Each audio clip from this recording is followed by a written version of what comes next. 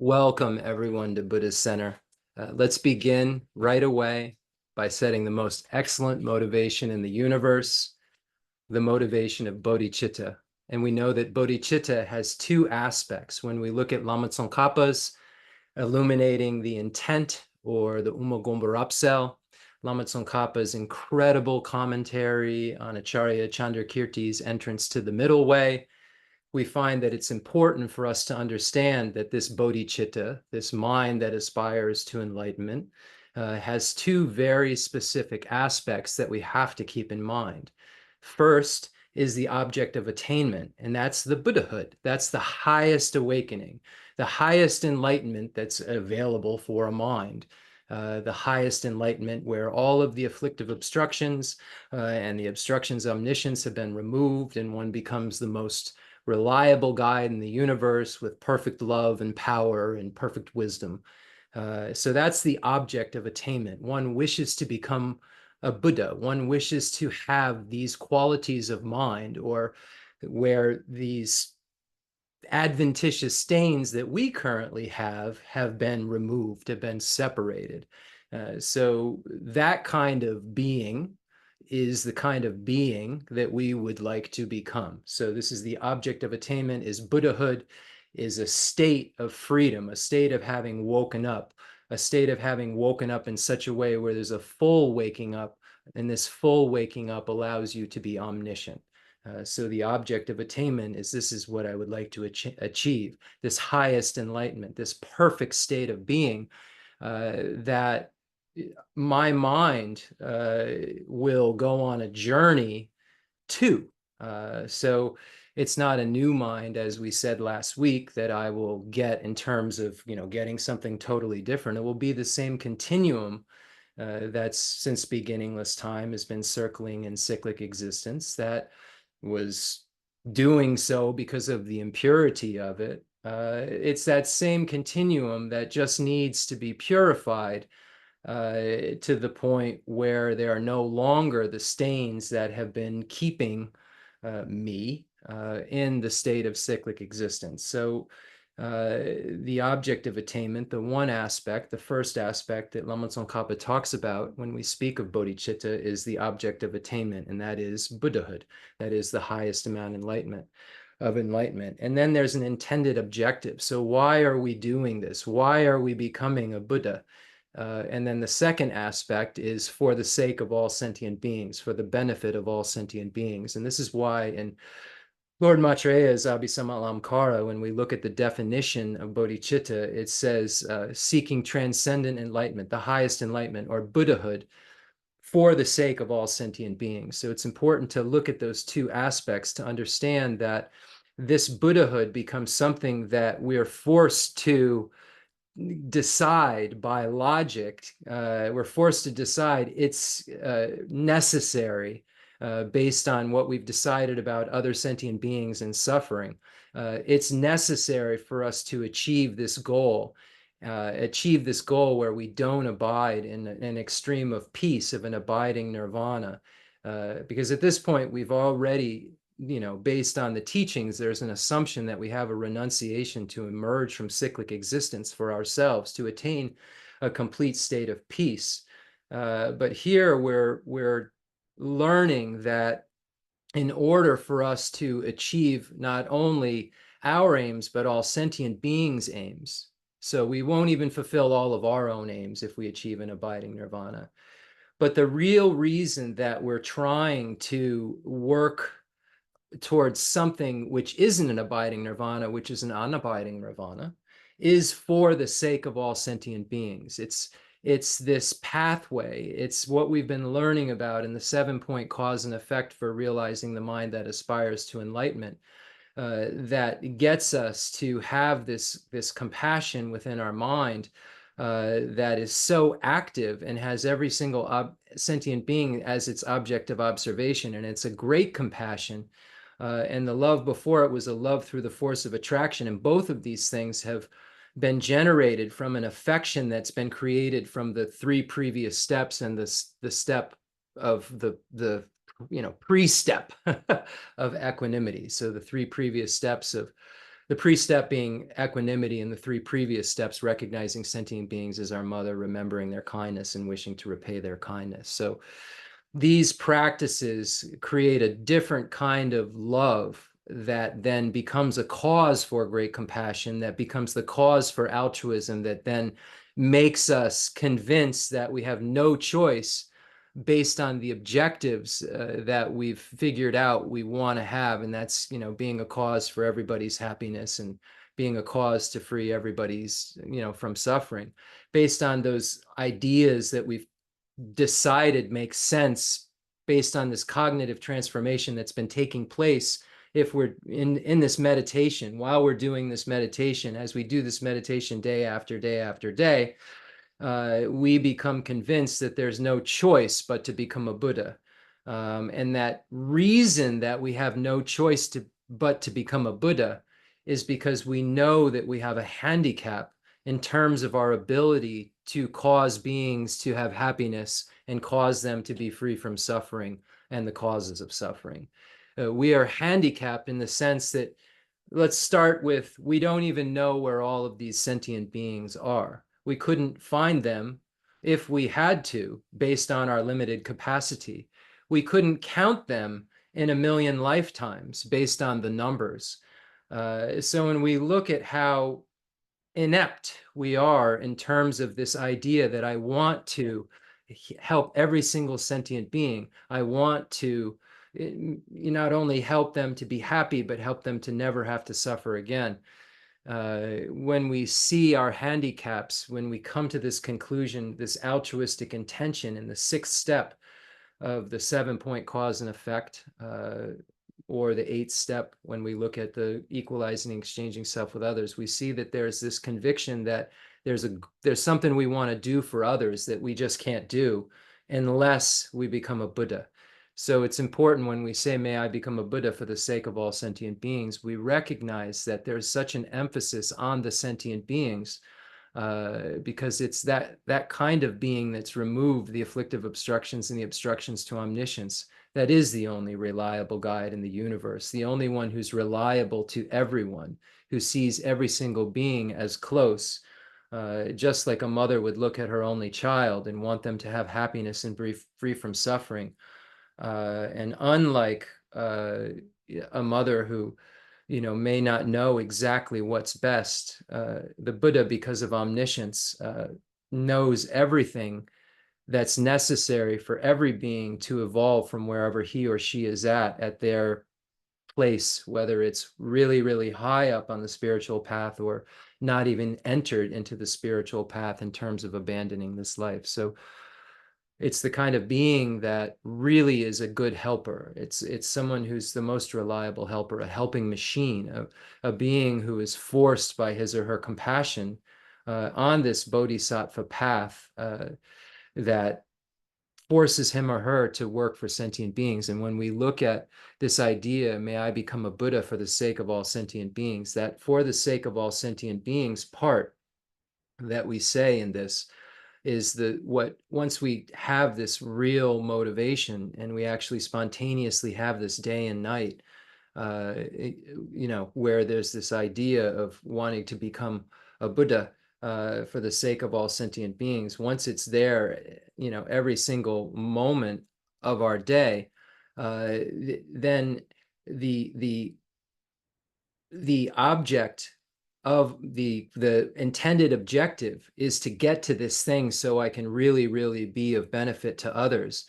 And it's this work that we're doing and kind of these thoughts and this motivation that we're doing once we generate bodhicitta along the bodhisattva path, this reinforcement of this ideal that occurs more and more and more and more on the bodhisattva path as one encounters more sentient beings and has more abilities and understands emptiness more and more and more.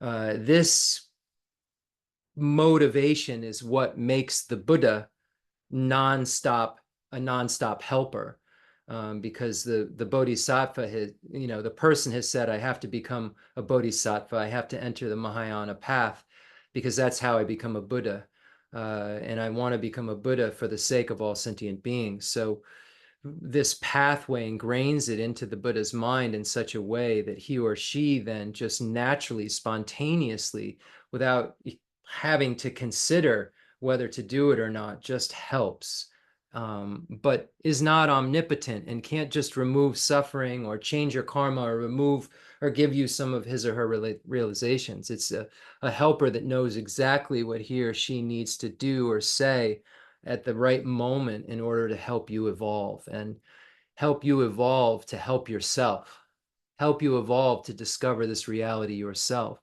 help you evolve to discover Buddhahood yourself. Look no further than your mind for where the Buddha will be. This is here. There's only a removal of things that are keeping you from that state that has to occur. There's a cleanup, cleanup on aisle 2. There's a cleanup that has to occur in order for you to just move freely, to be able to go to all sentient beings, in order for you to remove freely through an aisle. If there's broken glass all over the place, it has to be removed. So, this is how we then can become that reliable helper, by doing practices like we're doing, and by relying on authentic commentaries like we've been relying on, and really putting a magnifying glass on these different parts of the practice and commentaries on the practice, to be able to help our minds that don't naturally work like this, help our minds start naturally working like this. And this is a tall order for a mind like mine that since beginningless time has convinced itself that I've convinced myself that cherishing myself more than cherishing you, or anyone in the universe is the most sensible thing to do. And when we study Lojong, and when we study, the 7-point Lojong, the equalizing, exchanging self with others practice, and also the 7-point cause and effect for realizing mind that aspires to enlightenment, we'll find out that it's totally illogical to cherish ourselves more than others if we're doing so in order to feel good. If we're cherishing ourselves more than others in order to be happy, then we're going about it the wrong way. But by me saying this, that's not really that effective. I think that all religions would say something like this. I don't think that this is a new concept, that being selfish isn't good.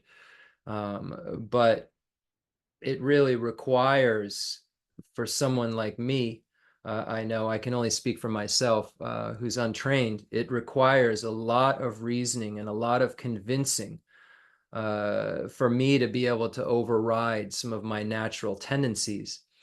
And according to the Buddha, if we override our natural tendencies enough with logic and reasoning, and we counteract states of unknowing with states of knowing, then this will be how we eventually can have these thoughts that are correct spontaneously, without having to do any of the convincing, because we'll arrive at an inference through a sign, through a reason that's incontrovertible, that's stable, that we can say is true, because we've washed it out and checked it for ourselves.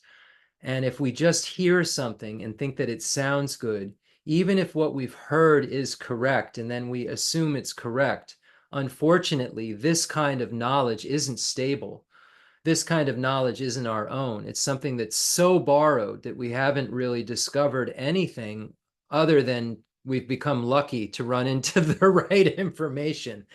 And because we haven't discovered ourselves, because we haven't used signs and reasoning to convince ourselves that, hey, cherishing others is better than cherishing myself, or hey, all sentient beings have been my mother.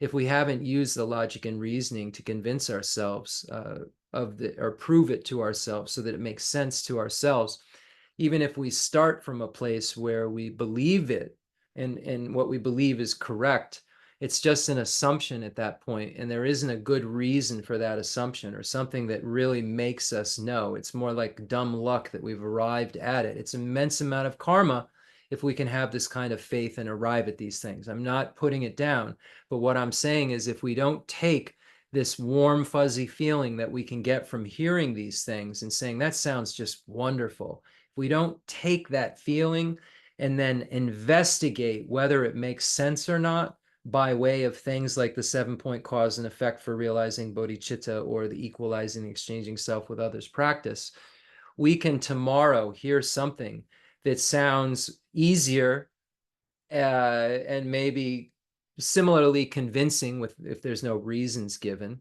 and then we can get sucked into a completely wrong idea and, go from, as they say, riding on a stallion to falling off onto a donkey that can't hold the weight. So this is something that we want to make sure that we don't do. We want to continue on a pathway that's going to lead us to further and further discoveries, not discoveries. Oh, we've just discovered a new teacher. Did you hear about this new teacher I discovered on the internet? No, eventually we have to stop that, find a teacher we know is qualified, listen to that teacher, and apply those instructions in an unerring way to our own minds. There's no other shortcut. There's nothing like outrageously special if you've been listening to qualified teachers that you're going to hear that's going to be just this right thing that's going to allow this to get easier, or somehow or another give you a shortcut. It's the self-cherishing attitude that wants a shortcut. It's the self-grasping ignorance that thinks that, oh, I intrinsically exist. Oh, I and mine. I am the king. I am the king of the best or the king of the worst.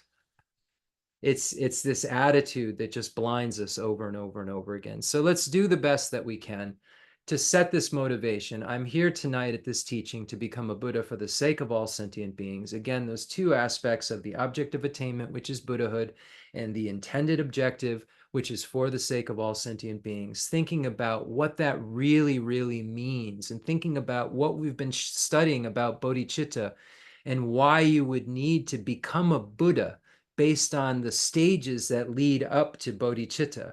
Why would you need that? Why would you need to have something that's just beyond your own personal freedom from suffering and peace?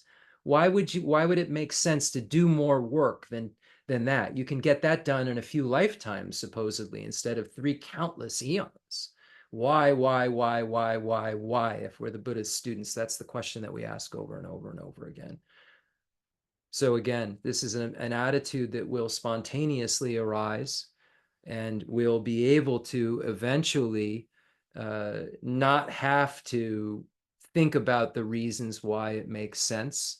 We'll eventually be able to know that it is the only thing that makes sense, and it will be our main mind.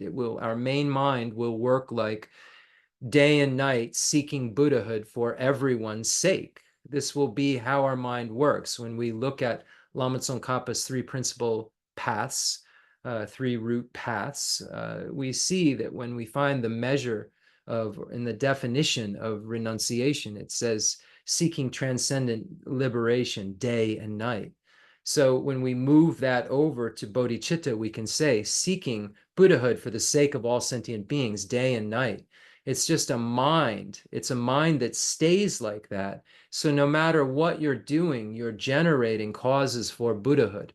It says even when a bodhisattva, and a bodhisattva is someone who's generated bodhicitta, even when a bodhisattva is going to the bathroom, even when the bodhisattva is distracted, he or she is accumulating innumerable amounts of merit necessary for achieving Buddhahood, innumerable amounts of virtue. So let's really set the intention that I'm here tonight to make this happen. And let's, even if it's in a contrived way, if we're here to make this happen, it means it hasn't happened. So it means that it's, it's a facsimile of bodhicitta. It's a contrived bodhicitta.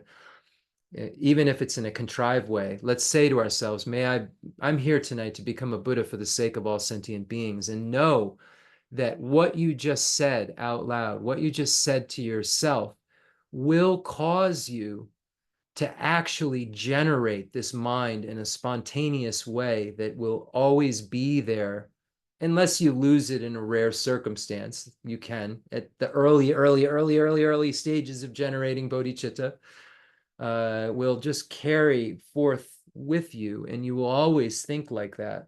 And that thinking will give you more joy than anything you can ever imagine. Like winning the lottery, the self-cherishing attitude thinks that that would be the greatest amount of joy. But it's actually generating this mind that wants to become a Buddha for the sake of others. That's a real joy. And the joy just increases more and more and more as it becomes infused with the correct view of emptiness along the Bodhisattva path. So, wow, we have this opportunity. Let's imagine the merit fields in the space in front of us. I won't go into detail. We've talked about this a lot. Any holy enlightened beings that you regard with some sort of veneration, that you consider to be beings who have your ticket out of cyclic existence because they know exactly how to do it, because they've gotten out of cyclic existence by relying upon the things that you and I will have to rely upon. So we look at them as our kind of heroes, as the beings that will become the three jewels, the Buddha, the Dharma, and the Sangha, that we will, be able to be part of when we achieve Buddhahood. We'll be part of that merit field. When we remove the afflictive obstructions and the obstructions to omniscience, we will be a Buddha. We will be the Sangha. We will have the Dharma within our mind, the true paths and cessations within our minds. We will be that refuge, and we will be that refuge when we transform ourselves from non-refuge state, where I can't protect beings, to the ultimate protector of beings. And it's this, again, the same mind that will go from a non-protector to the best protector. And we have to remember that. Don't look for the Buddha outside. Look for the Buddha right here. And as you keep looking more and more and more, and as you adapt your behavior and abandon the non-virtues more and more and more of the body and speech, and abandon then through concentration and meditation the non-virtues of the mind more and more and more, and then get calm enough to see emptiness, you'll see that this is a real possible goal. So anyway, we imagine these holy beings in the space in front of us. His Holiness the Dalai Lama, Buddha Shakyamuni, Khensur Geshe Wangdak, Rinpoche, and now invite all sentient beings here to be your guest. You said, may I become a Buddha for the sake of all sentient beings. Why not begin to do what you will do as a Buddha in an imaginary way? When we look at some of the tantric teachings, we see that we're using the result as a path. We're imagining that we already can do it. So this is adding a little bit of an aspect of that into it, but it's also stamping our minds with this idea that this is the kind of being that I want to become. This is really, if I could do these things that we find right in the sutra teachings, this isn't something that I'm not giving a tantric teachings. We find this, if I could be this being who could emanate bodies to each and every single sentient being in the universe, whatever body they can use or need, and that body would have maybe a speech or not a speech. The speech could be done in a lot of different ways that would be able to have these 60 melodious rhythms and speak in a way that would be what all of these beings need to hear in their own individual languages, as it says in the Sankhya Mulam. And being able to do that as this kind of being, we will become. And so why not? Why not, as we're engaging in this practice, multiply our virtue by the number of beings that we can imagine that we're bringing here and helping, and leaving these seeds within our mind of the perfect state that we'll eventually be able to achieve. Leaving this hope within our mind that this is who I want to become. May I become a Buddha for the sake of all sentient beings. We're already engaging in a facsimile of the enlightened activities that the Buddha will be able to, that you'll engage in when you become a Buddha. So always remember that again, when you're looking for where the Buddha will, be woken up from, it's right here in your mind. Your mind will wake up. And this is so important. So we imagine that we bring all sentient beings here to see the merit field and the space in front of us, to be able to look into the eyes of beings who have pure love, who cherish you more than they cherish themselves, and who have the answer, have our ticket out of cyclic existence, our ticket out of suffering, our ticket out of the states of happiness that aren't perfect. We'll be able to separate our minds from those things that keep us from being free from suffering and keep us from experiencing the highest amount of bliss possible in the universe.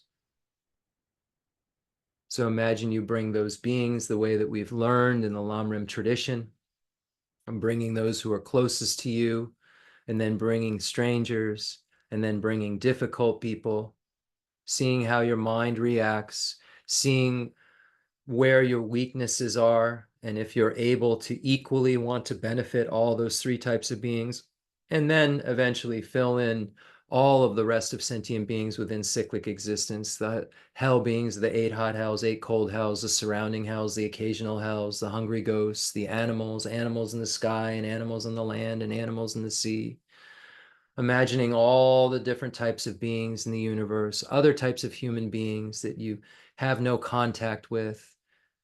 Imagine that you're bringing them here, the demigods, imagine you're bringing them all here, and all these beings, their various types of sufferings and unpleasant, unsatisfied states of mind are quelled for the moment to allow them to hear these teachings in their own individual languages at their own aptitude.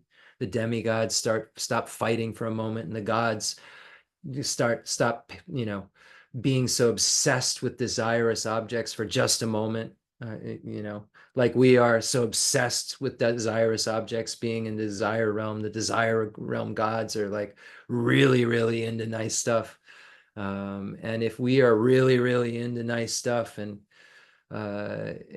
we're ethical and we're generous, we need to be careful that we're not setting it up so that this attachment to the nice things gives us a rebirth into a God's realm where we really aren't going to do anything about the Dharma, because we'll think that we're so fancy and everything we have is so fancy and nice. Why would we want to do anything? There's, one good thing about suffering is that it causes renunciation, and we need to have renunciation to see emptiness. This is a factor of seeing emptiness, that you really, really need renunciation to see it directly. So this is something that we learn about. And then bringing the beings who aren't in the desire realm, the form and formless realm beings, getting them out of their addiction to their concentration state for a moment to hear these words on the teachings for beings of 3 capacities that we're so fortunate to have in this world, because Lord Atisha in The Lamp for the Path to Enlightenment wrote, understand there are persons of 3 capacities, small, medium, and great. I shall write clearly to identify their individual characteristics. And we know that Khensur Geshe Wangdak Rinpoche said that almost every single time, over 1,000 times, I'd say, more, when I translated for him, said it every single time when he started the teaching, just to remind us what the framework of Buddha's teachings is, how we practice in an integrated format, how we practice in graduated stages, how we create the causes for results and then achieve that stage, and then create the next cause for the next result. Showing us that there isn't a haphazard path. It's a really specific path that we do in specific stages. And there's foundational practices that are necessary for the next layer of the house to be built. And then the next floor of the house can be built on that. And then the next floor of the house can be built on that. And eventually we get to the point where we're, can achieve complete Buddhahood. We've built a Buddha house, if you will, out of ourselves, out of our own minds. But if we are building it haphazardly, there's no way we'll end up with the final product of Buddhahood. So it's important that we go about this in a systematic way. And the Lam Rim is something that's very systematic, that shows us exactly what we need to do first, then second, then third, then fourth, then fifth, then sixth. And there really isn't a lack of clarity. It's so clear what we need to do, how we need to do it, when we need to do it, what is a sign that it's working, what's a measure of having realized things. All of these are right here in the text for us to look at.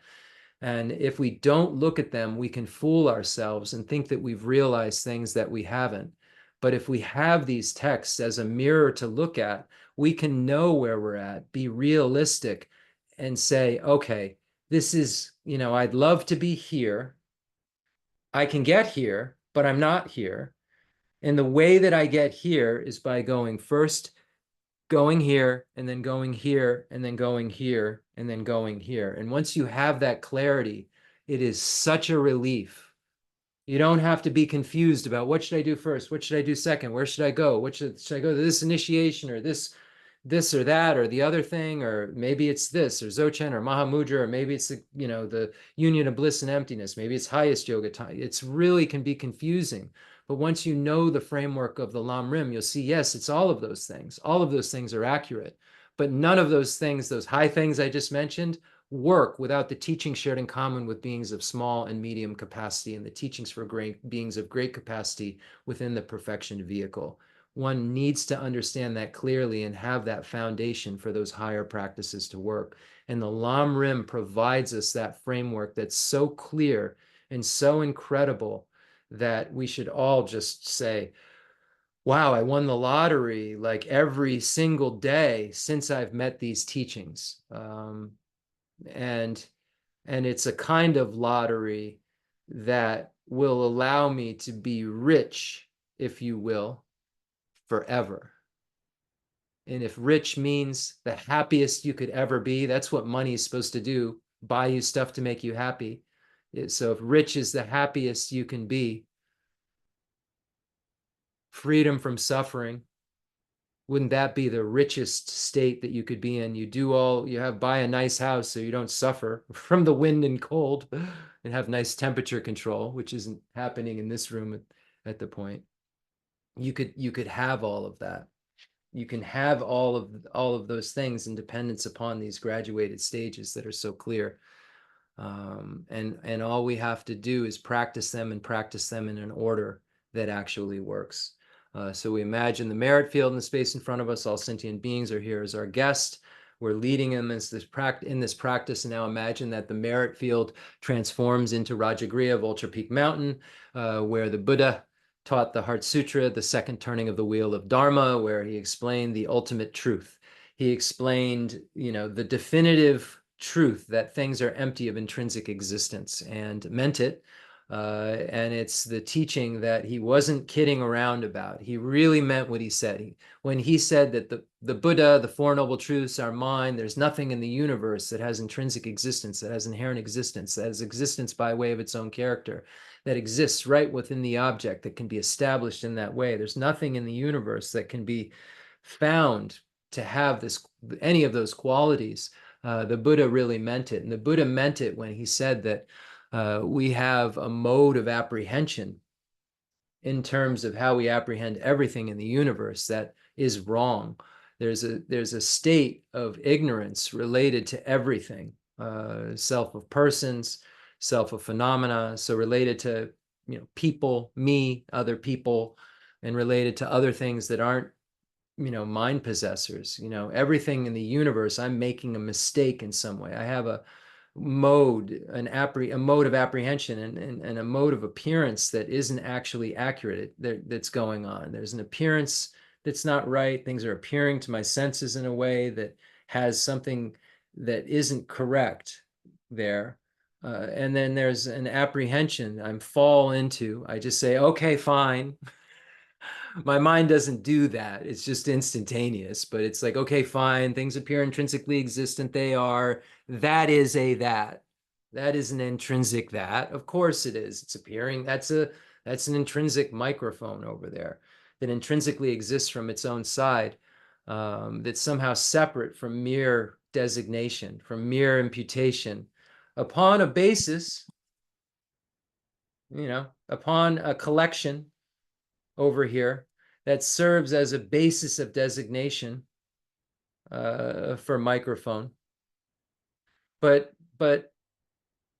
yeah, when I look at this thing right here that I call microphone, it's appearing to me in a way that I'm naming it microphone. And I think that word, the designated object microphone, I think this thing I'm saying microphone, I think that, I'm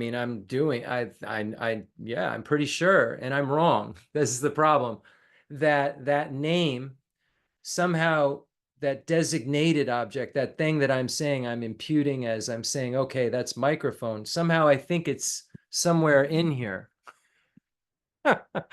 There's a bunch of parts here, and somehow I think that there's an equivalency between all this parts over here and this designated object. And the Buddha came to say that this kind of thing this designated object and the basis of designation contradict each other.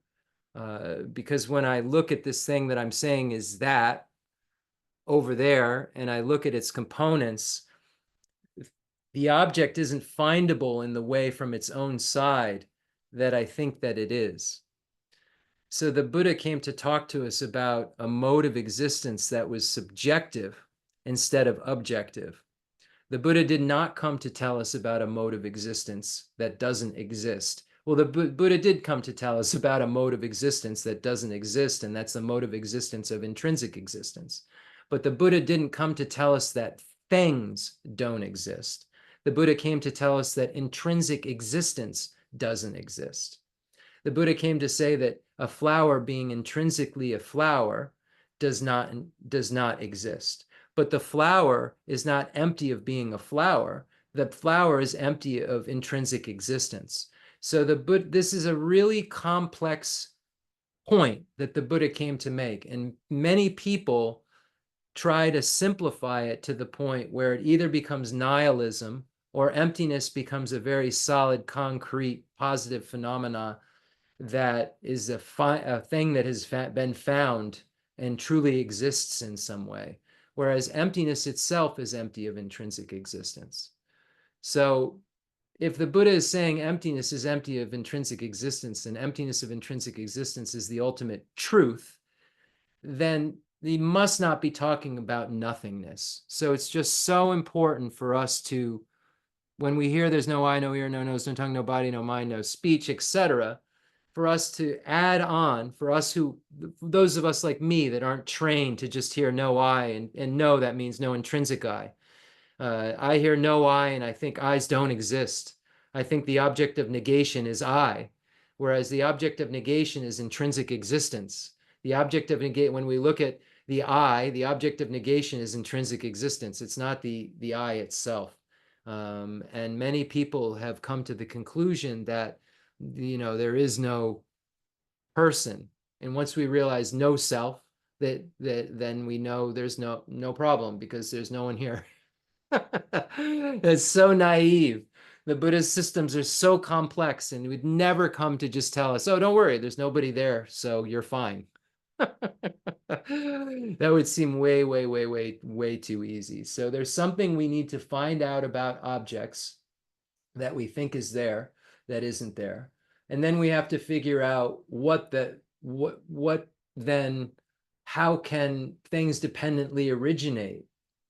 How is there a harmony then between this non-finding, just a straight up non-finding, and the fact that I can drink out of a cup? And I couldn't drink out of a cup if the non-finding was of cup in terms of the existence of cup.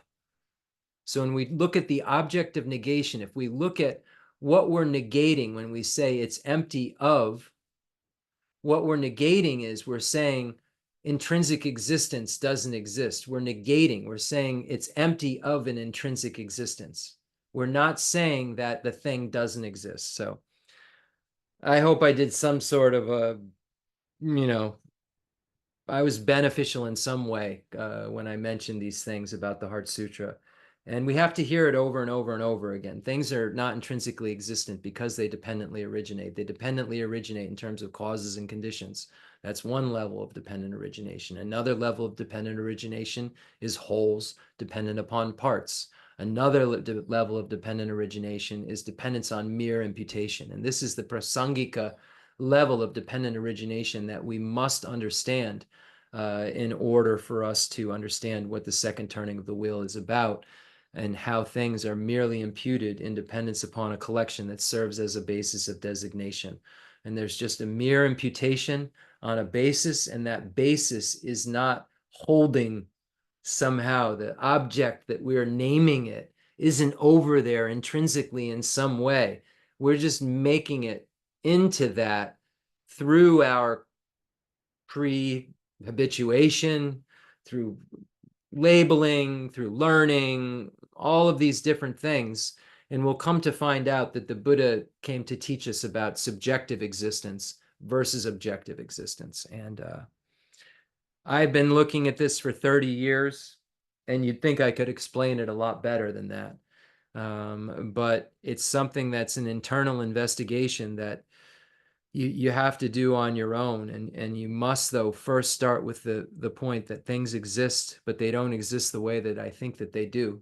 And the way that I think that they do, when I kind of chill out and look at how they appear and how they kind of feel like they exist, they feel very, very concrete and solid. And that is an incorrect way of apprehending these things. That appearance is incorrect, and then that I apprehend it, I fall towards that appearance. I just settle into it. This is an incorrect view. This incorrect way of being is counteracted by the medicine of the Heart Sutra. And what it will mean to you will mean different things as you allow this medicine to kick in. So that's all I'll say. And then within it, the path of accumulation, preparation, seeing, meditation, and no more learning. All of the paths that the Bodhisattva traverses and realizes emptiness, and then in a conceptual way, and then directly realizes emptiness until he or she becomes fully enlightened. So that's hidden within this. But what's not hidden is that things do not inherently exist, full stop. And the other things, points, are hidden in it, or sometimes it's called an implicit teaching that's given during the Sutra of the Heart of Transcendent Knowledge. The Sutra of the Heart of Transcendent Knowledge. Again, imagining that all sentient beings are reciting this with you, and that the Buddha is there, and this blessed Venerable Shariputra and Lord Chenrezig, and this play that we see in the Heart Sutra is going on in the space in front of us, and all sentient beings are witnessing it as if they're witnessing it coming from the Buddha, him or herself, and you're leading also this recitation. The Sutra of the Heart of Transcendent Knowledge. Thus have I heard, once the Blessed One was dwelling in Rajagriha at Vulture Peak Mountain, together with a great gathering of the Sangha of monks and a great gathering of the Sangha of Bodhisattvas. At that time, the Blessed One entered the samadhi that expresses the Dharma, called profound illumination. At the same time, noble Avalokiteshvara, the Bodhisattva Mahasattva, while practicing the profound Prajnaparamita, saw in this way, saw the 5 skandhas to be empty of nature. Then, through the power of the Buddha, Venerable Shariputra said to noble Avalokiteshvara, the Bodhisattva Mahasattva, how should a son or daughter of noble family train who wishes to practice the profound Prajnaparamita? Addressed in this way, noble Avalokiteshvara, the Bodhisattva Mahasattva, said to Venerable Shariputra, O Shariputra, a son or daughter of noble family who wishes to practice the profound Prajnaparamita should see in this way, seeing the 5 skandhas to be empty of nature. Form is emptiness. Emptiness also is form. Emptiness is no other than form. Form is no other than emptiness. In the same way, feeling, perception, formation, and consciousness are emptiness. Thus, Shariputra, all dharmas are emptiness. There are no characteristics. There is no birth and no cessation. There is no impurity and no purity. There is no decrease and no increase. Therefore, Shariputra, in emptiness, there is no form, no feeling, no perception, no formation, no consciousness, no eye, no ear, no nose, no tongue, no body, no mind, no appearance, no sound, no smell, no taste, no touch, no dharmas, no eye, dhatu, up to no mind, dhatu, no dhatu of dharmas. No mind, consciousness, dhatu, no ignorance, no end of ignorance, up to old age and death, no end of old age and death, no suffering, no origin of suffering, no cessation of suffering, no path, no wisdom, no attainment, and no non-attainment. Therefore, Shariputra, since the Bodhisattvas have no attainment, they abide by means of Prajnaparamita. Since there is no obscuration of mind, there is no fear. They transcend falsity and attain complete nirvana. All the Buddhas of the 3 times by means of Prajnaparamita fully awakened to unsurpassable, true, complete enlightenment. Therefore, the great mantra of Prajnaparamita, the mantra of great insight, the unsurpassed mantra, the unequaled mantra, the mantra that calms all suffering, should be known as truth, since there is no deception. The Prajnaparamita mantra is said in this way. Teata om gate gate paragate parasangate bodhi soha. Thus Shariputra, the Bodhisattva Mahasattva, should train in the profound Prajnaparamita. Then the Blessed One arose from that samadhi and praised noble Avalokiteshvara, the Bodhisattva Mahasattva, saying, Good, good, O son of noble family. Thus it is, O son of noble family. Thus it is. One should practice the profound Prajnaparamita just as you have taught, and all the Tathagatas will rejoice. When the Blessed One had said this, Venerable Shariputra and noble Avalokiteshvara, the Bodhisattva Mahasattva, that whole assembly in the world with its gods, humans, asuras, and Gandharvas, rejoiced and praised the words of the Blessed One. Kala jupe ne jo dampa ne ngushe de je nga yi de do jen ju pa bo lama yi bu jen zi ne zong gan do zo la ja ze lo aga samara ta chandara samara ya be.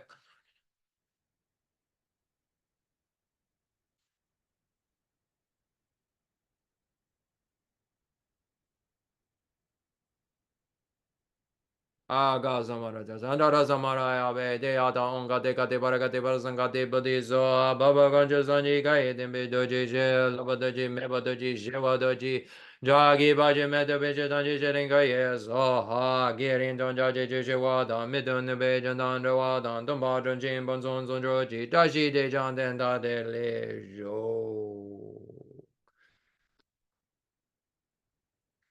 We'll make an outer mandala offering as a request for the teaching, remembering all of the holy beings that made this teaching possible, thinking about my teachers who made this teaching possible, and their teachers who made this teaching possible, and their teachers, and their teachers, and their teachers. And we see, as we're saying these words, these incredible holy beings of all of the different lineages, the Nyingma Sakya Kaju, Galupa lineages, and we're thinking of all these holy beings in the Nalanda tradition as we're saying teachers, teachers, teachers, teachers, teachers.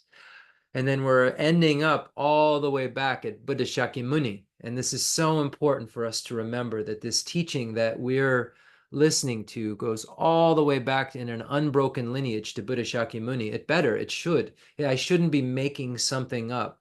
And I can assure you that the words that I'm speaking are the words that my teacher spoke. And the words that my teacher spoke are the words that his teacher spoke. And and and we're not going to find a change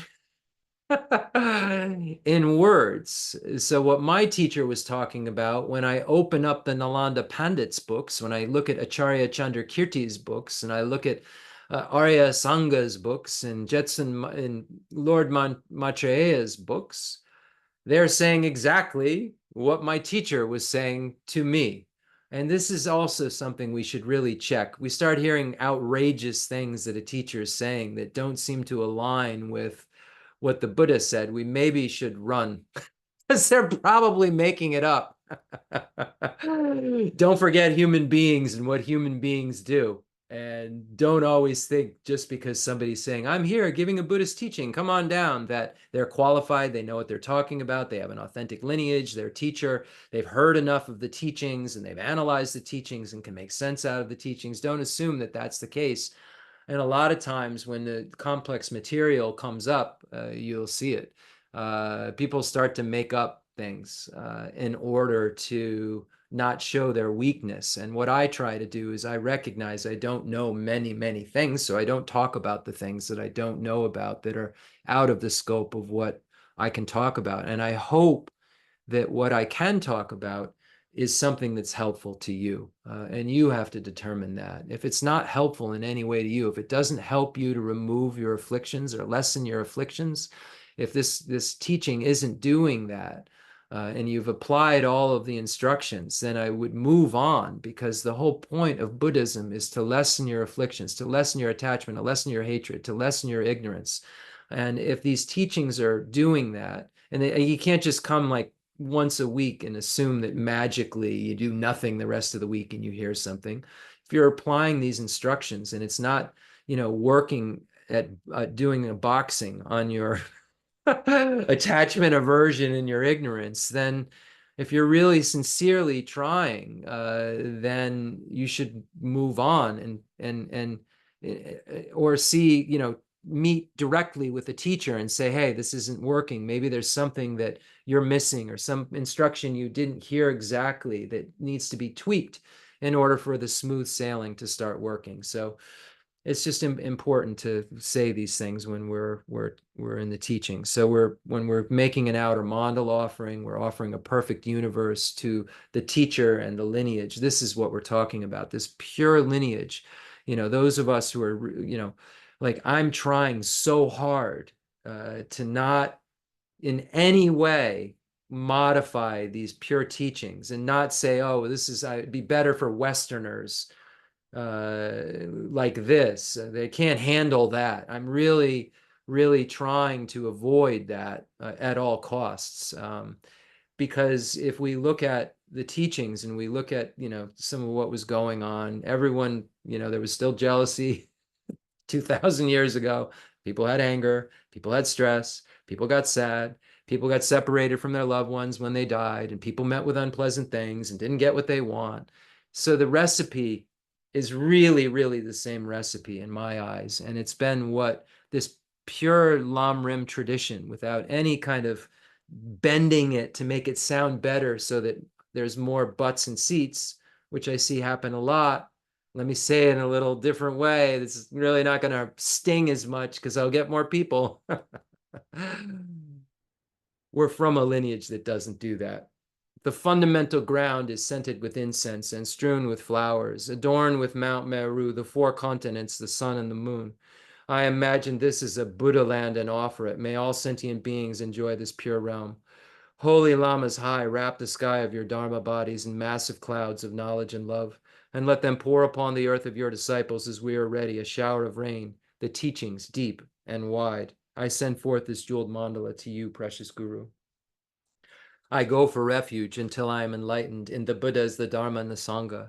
Through the merit I create by teaching the Dharma, may I attain Buddhahood for the sake of all sentient beings. And again, we see it here. May I attain Buddhahood for the sake of all sentient beings. We see the object of attainment and the intended objective there. So this particular refuge prayer, sometimes referred to as Atisha's, Lord Atisha's refuge prayer sometimes, is a Mahayana refuge. And it's a Mahayana refuge because it not only says that I go for refuge, I'm seeking protection, I'm going towards this source of protection called the three jewels, the Buddha, the Dharma, and the Sangha. Please protect me in order to make it so that I can be free from suffering.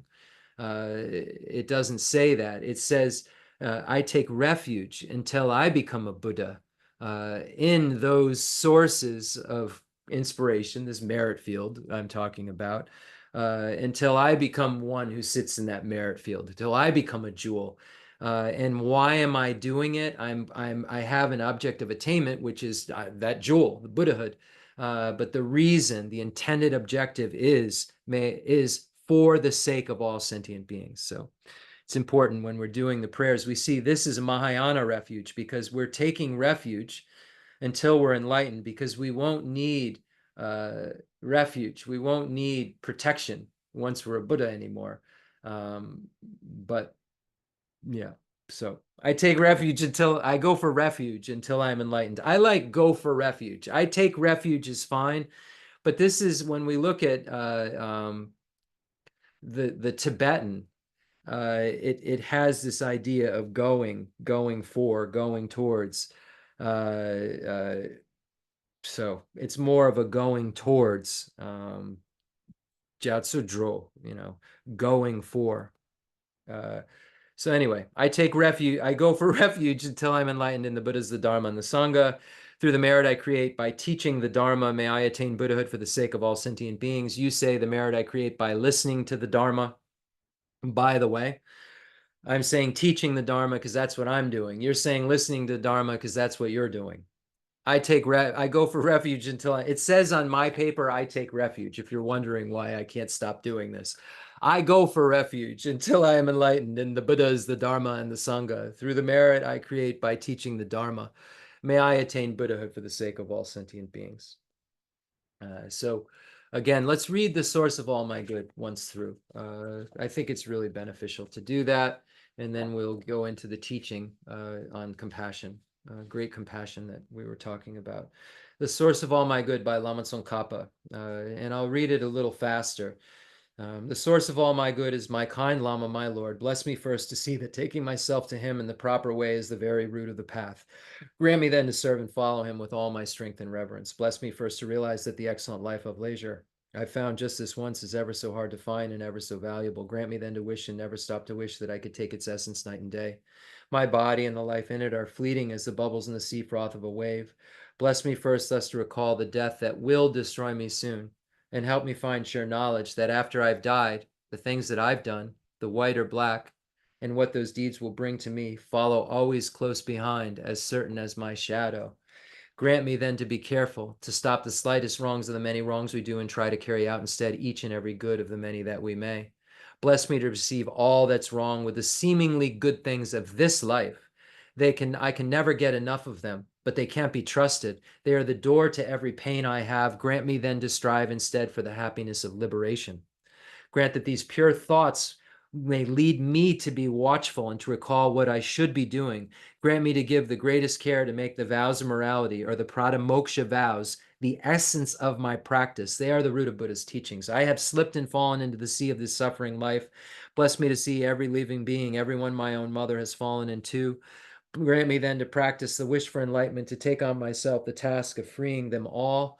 Bless me to see clearly that the wish itself is not enough. For if I'm not well trained in the three moralities, I cannot become a Buddha. Grant me then a fierce resolve to master the Bodhisattva vows. Grant that I may quickly gain the path where quietude and insight join together, one which quiets my mind from being distracted to wrong objects, the other which analyzes the perfect meaning in the correct way. Grant that once I've practiced well the path shared and become a vessel that's worthy, I enter with perfect ease the way of the diamond, highest of all ways, holiest door to come inside for the fortunate and good. Bless me to know with genuine certainty that when I've entered thus, the cause that gives me both the high attainments is to keep my pledges and my vows most pure. Grant me then always to keep them, even at the cost of my life.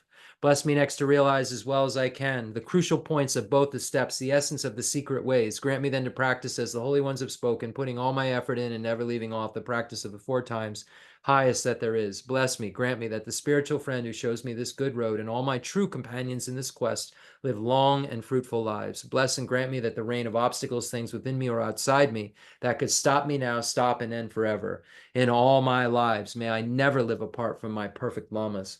May I bask in the glory of the Dharma. May I fulfill perfectly every good quality of every level and path, and reach then quickly the place where I become myself, the one who holds the diamond. And in short, if you are attached to this life, you are not a spiritual practitioner. If you are attached to samsara, you have no renunciation. If you are attached to your own self-interest, you have no bodhicitta. If there is grasping, you do not have the view. And this is from Sachen Konga Nipo's Parting from the Four Attachments that really summarizes, renunciation, bodhicitta, and the correct view of emptiness in a very, very beautiful way. And we know that in this text, we learn about renunciation in the small scope related to the lower realms, renunciation in the medium scope related to wanting to be free altogether from the suffering of cyclic existence. And then when we look at the next step, bodhicitta, which is the desire to become a Buddha for the sake of all sentient beings. So we see that these things build upon one another and are necessary foundations for each other in order for the evolvement to take place. So we've been looking at Lama Tsongkhapa's great treatise on the stage of the path to enlightenment because we've decided that it makes sense to become bodhisattvas, because the only way that we can become a Buddha is to become a bodhisattva, because the only entrance into the Mahayana is bodhicitta. And once you get bodhicitta, you become a bodhisattva. So we must become bodhisattvas, because those are the kind of beings that traverse the Mahayana path through the path of accumulation, preparation, seeing, meditation, and then through those 4 to achieve the state of complete Buddhahood, where we know there's a removal of the afflictive obstructions and the obstructions to omniscience. And there's that state of reliability that one decides is necessary to have when one is doing the practices of this 7-point cause and effect for realizing the mind that aspires to enlightenment. So we know this is passed down from Lord Maitreya to Arya Sangha, down through the extensive deeds lineage, through Master Salimpa, and then down into our very, very fortunate laps, or right into our hands. It's like placed in our hand, like in Pabunka Rinpoche's book, Liberation, placed right in your hand. It's like our teachers just give it to us, like spoon feeds us, as Geshe Dorje Damdula says. And we're so fortunate. And we know that we have these kind of foundations within this 7-point cause and effect for getting to the point where we're, having this development of the attitude of being intent on others' welfare. we're developing it to the point of a perfect development, where we're saying we must really achieve the specific state in order to work for others' welfare, and that's Buddhahood. So when we're looking at the actual outline, we see that the preliminary step of equanimity is part of the basis for developing an attitude intent on others' welfare. So we see that the equanimity and then recognizing sentient beings as our mother, remembering their kindness and wishing to repay their kindness, serves as this foundation that's necessary as a basis, or like what you need to build this mind that is intent on others' welfare on top of. So we've learned about those, and then we learned about love through the force of attraction. We've been talking about great compassion, and last week we pointed out why compassion is the root and why it's important in the beginning, in the middle, and end. Just going back a little bit in the text to make sure that we're clear that about the benefits of compassion and how why it's important, and so forth, and when it's important. So we learned that, and then why that the spirit of enlightenment, bodhicitta, that only comes about if you have great compassion, is the only entrance into the Mahayana. So we're becoming more and more convinced of the necessity for this great compassion to occur, and knowing that it's only this kind of compassion, this great compassion, that serves as the springboard to make us have altruism, or the extraordinary attitude that serves as the springboard for the actual arisal of that spontaneous bodhicitta. So Kamala Shila's first stages of meditation, we're looking at the second volume of the Great Treatise on the Stages of the Path to Enlightenment. We're so fortunate the Lam Rinpoche Translation Committee translated it. Josh Cutler, editor-in-chief, and the other editor is Guy Newland. We're so fortunate that they did this work for us and made this book accessible in the English language I'm reading it in. So I think that we read this a little bit, but it says, let me read up to it. It's on page 45. You will not achieve anything with unclear experiences that come when you make a short, concentrated effort with precisely clarifying the topic with your understanding. So we were talking about clarifying the topic so that we discover it with our own understanding, not that it's something that we heard that sounds good and it's a correctly assuming consciousness. When we look at the 7 types of mind, this consciousness that's correct, but just doesn't have any reason to be correct. And that's a dangerous, dangerous place to be. And that's saying here, you won't achieve anything, because this is an unclear experience that doesn't come about from clarifying the topic with your own understanding. And this is true for all other types of practice. So it's saying, don't be satisfied with partial instructions. You've really got to know this stuff and then discover it yourself, or it's fake, it won't work. It's a dream. It's a pipe dream. It isn't real. It may feel good, but it's not real. It's only real if you have these specific measurable signs occurring that will tell you, oh yes, you have the real thing. And here it is in Acharya Kamala Shila's first stages of meditation. The measure for the development of this kind of compassion is here. This great compassion. When you spontaneously feel compassion, which has the subjective wish to completely eliminate the sufferings of all living beings, just like a mother's wish to remove her dear child's unhappiness, then your compassion is complete and is therefore called great compassion. So here it is. Do we have it or not? Do you have this? Do you have this feeling, this spontaneous feeling towards people you find difficult? People who give you a real hard time? Do you just spontaneously, want them to be free from suffering? Is this the first thought? Is this spontaneously just happening to you? Or are you saying, what a jerk? Are you spontaneously saying, wow, jerk is, jerkness? You can, you're not like living in a dream world where you don't see someone as being difficult, but that difficulty that you're experiencing from them has nothing to do with your spontaneous reaction to want them to be free from suffering.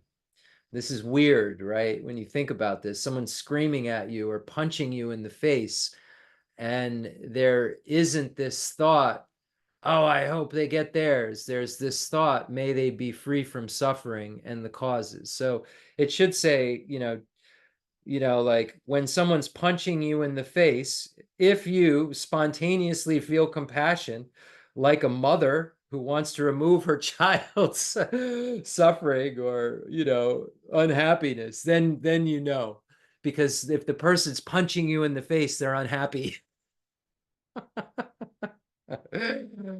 I mean, this is how we do it. You think about these silly things like this. This is how I do it anyway. You have to keep it loose a little bit. Like again, Jeffrey Hopkins would say, keep it a little loose and really let your experience play with the experience, play with your world, see how you really think, see what's real, see what's not real. Joke, make a joke of yourself, joke at yourself. Know that since beginningless time, you've been a jerk. You've been acting like an idiot, and your mind's going to be idiotic. See just how idiotic it is.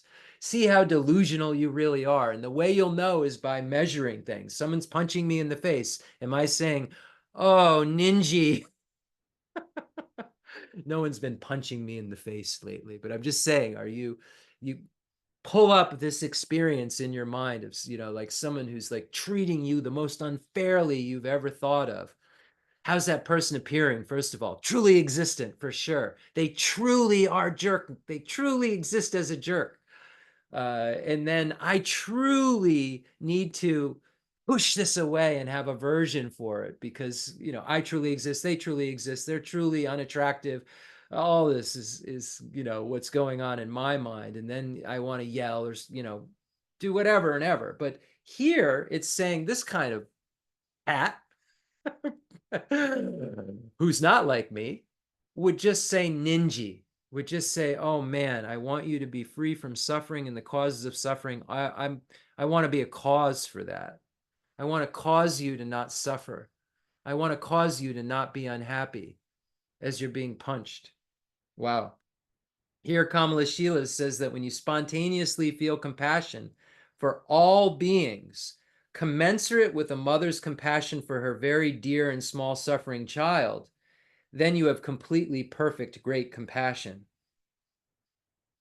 A kid's having a temper tantrum and sometimes like hitting the mother's leg. She wants that the kid to be free from to be free from suffering spontaneously. Oh man, why is this little tyke suffering so immensely? I wish he wasn't unhappy. How can I make him or her happy?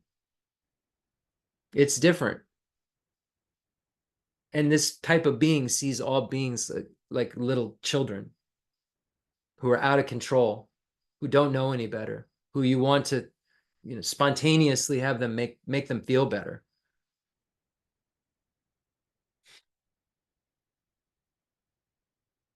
These teachings are so precious.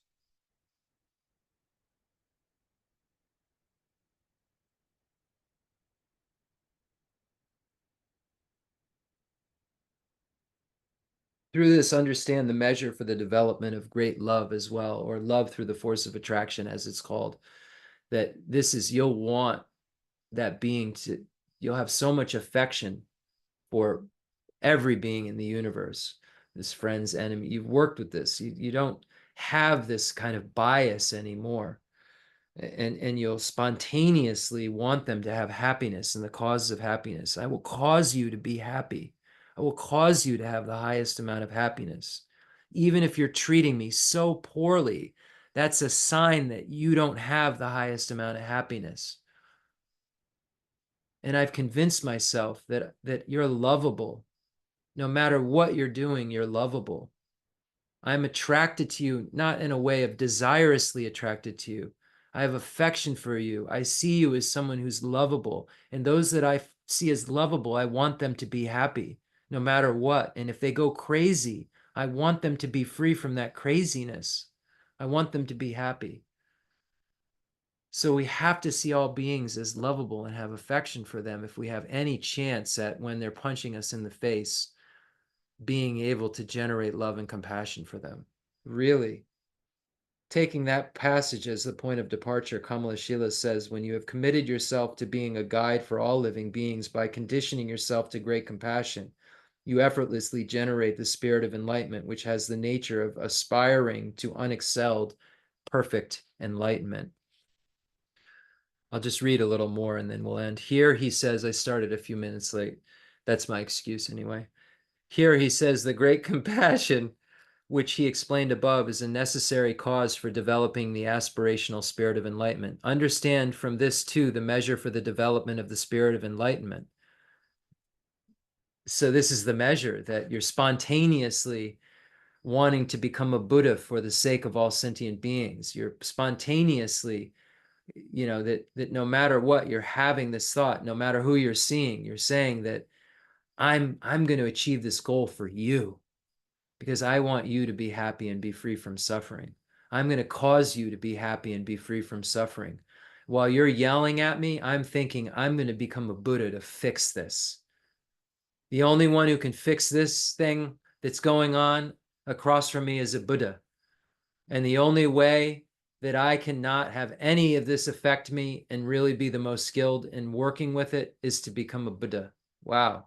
It's just so clear. It makes so much sense. Furthermore, this statement pertains not just to the development of the spirit of enlightenment for someone who has reached a high path, but to a beginner's initial generation of the spirit of enlightenment as well. So it's saying, oh, no, you're not going to get out of this one by thinking, oh, that's just for really the higher bodhisattvas or something, or someone who has this like higher level. No, this is what, if the first moment you generate bodhicitta, this is how your mind works from then on if you don't lose it in some rare circumstance. And you can only lose it in the very initial stages before you get to the medium stage of the path of accumulation where you realize emptiness. Not in a conceptual way, not directly. So we hear these ideals and we think, oh, that's for like, oh, she's a bodhisattva, he's a bodhisattva, oh, they're a real bodhisattva, as we say, and then we say, well, we mean like they're like a trainer. Well, but they're like a bodhisattva, but like a bodhisattva isn't a bodhisattva. And a bodhisattva is someone whose mind works like what I just read to you. And says, oh my, there's a sentient being suffering, I can help. Instead of, oh my, there's a sentient being who's giving me a hard time. Because one of the things that you have to have generated in your mind, like a rock, is a willingness to endure the hardships of a bodhisattva. This becomes a mental basis that will allow for an actual arisal of bodhicitta. It has to be there. You have to be willing to endure hardships because it's part of the deal, because we're in samsara. People aren't walking around saying, may all beings have happiness and the cause of happiness. May they be free from suffering. They're saying, no, I want to have happiness and I want to be free from suffering. And the self-cherishing attitude's the way to get it. Get out of my way. Just like us. But we don't have an excuse. They do. And this is the difference. And the bodhisattva looks at everyone like, you have an excuse. You're just a small child. I have no excuse. Someone who's working towards becoming a bodhisattva starts saying to his or herself, I have no excuse. And this is how those of us who are trying to work towards this condition our minds to make them more like a bodhisattva. So eventually our minds will be minds of a bodhisattva, meaning I will be a bodhisattva.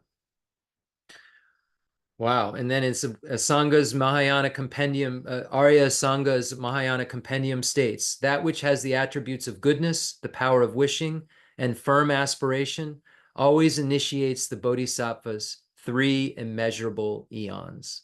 So it's saying this bodhicitta is the real deal. And that's what starts the actual time clock. The timer doesn't go on the 3 countless eons until this kind of mind is generated. And then now you're in the vehicle heading towards the actual goal of Buddhahood. You were driving around on roads that you needed to get to know, but you'd never been on that direct road yet. You were on all these roads that end up at that direct road, all of the roads, small scope, medium scope, we know that the Buddha didn't come to talk to us about getting half paths. All of those earlier roads end up at this road. And you have to get in this vehicle called the Mahayana through generating bodhicitta and becoming a bodhisattva to get to the state where the afflictive obstructions, the obstructions to omniscience are no more, where you can truly, truly, truly help others. And because you've made that your goal along the path, and because you've coupled that with the wisdom realizing the way things are, as we talked about in the Heart Sutra, because you've done both of these things, you will achieve the goal. That's how it'll happen. Okay, it's enough out of me. It's warm in here, but it's nowhere near as warm as it will get in the lower realms if I choose to not do these things, because as it says in the Lam Rim Chemo, that from Arya Deva's 400 verses, that most beings are involved in the ignoble. Therefore, most ordinary beings go to the lower realms. And I know that like this little warmth in here, I'm like, oh, it's hot. How could I ever endure some of the things that I hear about in the lower realms? Concluding mandala offering is a thank you to the teacher, but really like, okay, I can repeat things. Let's think about these really realized beings that I'd like to become like, that made this possible and make this perfect mandala, offer this perfect universe to them as a thanksgiving for making this all possible. The fundamental ground is scented with incense and strewn with flowers, adorned with Mount Meru, the four continents, the sun, and the moon. I imagine this is a Buddha land and offer it. May all sentient beings enjoy this pure realm. I dedicate whatever virtues I have collected for the benefit of the teachings and of all sentient beings, and in particular for the essential teachings of Venerable Zandrapa to shine forever. I send forth this jeweled mandala to you, precious Guru. Any mistakes that I've made, I apologize for them. I didn't mean to do that. And I don't think that I did, but if I did, may they be purified by this Vajrasattva mantra, and may your mind be purified, my mind be purified, and actually imagine that your body, speech, and mind, all of the activities, all of those stains are being purified with this mantra. Imagine that white ohms are dissolving into you and coming out of the sky and from Vajrasattva and purifying your body, and red ahs are coming out of the sky and purifying your speech, and blue hums are coming out of the sky and purifying your minds, and imagining that this is happening to you and all sentient beings as the mantra is being recited. Om Benza Sato Samaya Manubalaya Benza Sato Zeno Vajita Dida Meva Zulga Meva Subway Meva Anurag Meva Zavaziri Meva Raja Zavakamazuja Mekidam Chiankuruhum. Ha ha ha ha ha Bhagavan Sava Tathagata Benzo Memanga Benzo Bava Mahasamaya Sava Ahom Ve. May we always be protected by Paul and Lama. Jorama Jorama Jojo Rama Tunjo Kalarachimo Ramo Achadacha Tunjo Hung Jo Om. I dedicate all this virtue to emulate the knowledge of the hero Manjushri, and likewise Samantabhadra as well, with whatever dedication is praised as supreme by all the conquerors who traverse the three times. I also dedicate all my roots of virtue for the sake of auspicious deeds. May the supreme bodhicitta that has not arisen arise and grow, and may that which has arisen not diminish but increase forevermore. In all my lives, may I never separate from my perfect gurus. May I bask in the glory of the Dharma. May I fulfill perfectly every good quality of every level and path, and reach then quickly the place where I become myself, the one who holds the diamond. In the heavenly realm of Tibet, surrounded by a chain of snow mountains, you are the source of all benefit and help. All powerful Chen Rezig Tenzin Gyatso, please remain until samsara's end. And as a prayer of supplication in all our lives, may we never be apart from our precious gurus. And here I wrote this as a supplication to Namgyal Khensur Geshe Wangdak Rinpoche, our precious teacher. I see some of you on. I see actually quite a few of you on who received precious teachings from Namgyal Khensur Geshe Wangdak Rinpoche. And I feel so blessed to be able to give you these teachings that he gave so generously, so freely to me, and have you be able to serve as a witness to say, oh, wow, this sounds like Rinpoche, or this doesn't sound like Rinpoche. And many of you have let me know that what you're hearing is what you heard when Rinpoche would speak. And there's nothing else in the universe that can come into my ear that would make me feel probably more worldly happy than that. Really, really, really. A complex yogi poses as a simple monk. Homage to Khensur Geshe Wangdak Rinpoche, our precious spiritual friend who is inseparable from Arya Tara. I fully prostrate as covering as many atoms of the earth as possible to your pure body, speech, mind, and enlightened activities. I offer to you drinking water, bathing water, flowers, incense, candles, scented water, food, and music purified by Om Ah Hom, Om Ah Hom, Om Ah Hom. The rarity of having 1 million wish-fulfilling gems is a common occurrence compared to meeting with a holy teacher like you, who placed the complete path to Buddhahood in our childlike hands. Just like Lord Atisha, who came to Tibet with a lamp to dispel the darkness of ignorance, you, kind abbot, arrived in the West with a lineage purer than a diamond and begged us never to be satisfied with partial instructions. That's the lineage that I'm talking about. That's the lineage that doesn't sully these things. When I say lineage purer than a diamond, I mean that what Buddha Shakyamuni had to say, what Arya Sangha had to say, what Arya Nagarjuna had to say is what Khensur Geshe Wangdak had to say. This lineage that Lord Atisha was so kind to bless us with is the lineage that Khensur Geshe Wangdak Rinpoche spoke about and didn't deviate from. And this is what I'm speaking about, and not deviating from. So it's saying, you, kind abbot, arrived in the West with a lineage purer than a diamond and begged us never to be satisfied with partial instructions. The teachings of the extensive deeds lineage, okay, passed down from Buddha Shakyamuni to Lord Maitreya and Arya Sangha, and the profound view lineages passed down from Buddha Shakyamuni to Arya Manjushri and Arya Nagarjuna, flowed from your lips like nectar for our ears that elucidated the teachings for beings of three capacities. The teachings for beings of three capacities: small, medium, and great capacity. Now that sound has stopped. All composite things are impermanent. You told us that your teachers passed away and understood the sadness, entreating us to continue our studies. The Buddha does not wash away the negativities of beings, nor does he remove their miseries by his hands. His spiritual realizations are not transferred to them. It's by teaching the truth of suchness that beings are liberated. We are not prepared to take this difficult journey to the highest goodness of Buddhahood without your continued guidance. Sadness in our hearts would be too overwhelming. May you swiftly return to this world and take care of us and all of our lives, wherever we may be, never leaving our hearts and crowns. May all sentient beings perfectly realize renunciation, bodhicitta, and the correct view of emptiness, so they know who you really are. Thanks so much, everybody. I appreciate your time, patient listening, being here to create the dependent origination of a teaching that I benefit so much from. And I hope that you transform your mind's magnificent potential by the blessings of hearing these teachings, contemplating these teachings, and then meditating on them. Thanks. We'll see you all next time.